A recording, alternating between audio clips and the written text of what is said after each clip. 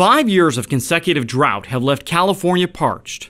Combined with climate change, the Sierra Nevada has become ground zero for an epidemic of unprecedented level of tree mortality. Despite the increased rain and snowpack that the state saw last winter, tree mortality continues to be on the rise, with the latest numbers showing over 102 million trees now dead and millions more dying. People are heartbroken. You know, they move up to the Sierra Nevada mountains for a reason. You move up there because there's trees, and you move up because you're in the forest, and they feel like they're losing that. California's tree mortality puts lives and critical infrastructure at risk, littering the landscape with highly flammable dead vegetation to fuel wildfires, as well as an increased risk of injury and property damage from falling trees.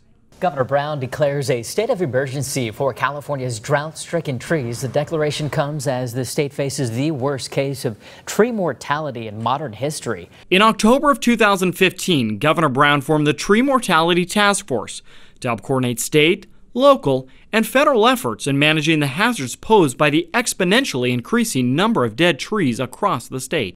By working together, the task force is able to leverage funding, critical resources, and expertise to help communities in high-risk areas with the threat. The partnerships between PG&E and the state agencies and our local communities and county governments has been great.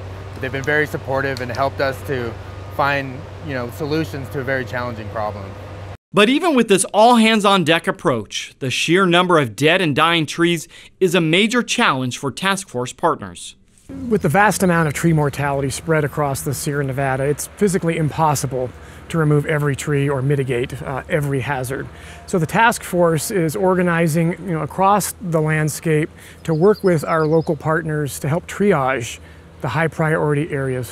By identifying and treating the most critical areas, the task force is able to ensure infrastructure and escape routes are protected in the event of a wildfire in these high hazard areas. It's a monumental task, and it's going to require and take all of us working together collectively to try and treat this problem. But this triage approach is only one part of the solution.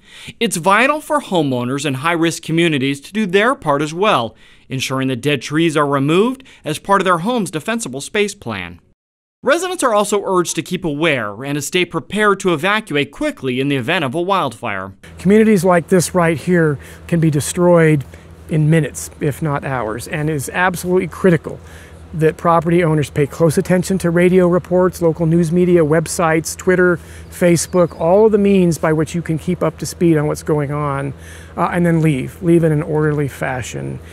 California is facing a difficult challenge with the staggering number of dead and dying trees across the landscape, a challenge that no single agency, organization, or community can manage alone. It takes the efforts of everyone, from the largest organizations to individual homeowners, to face this unprecedented disaster.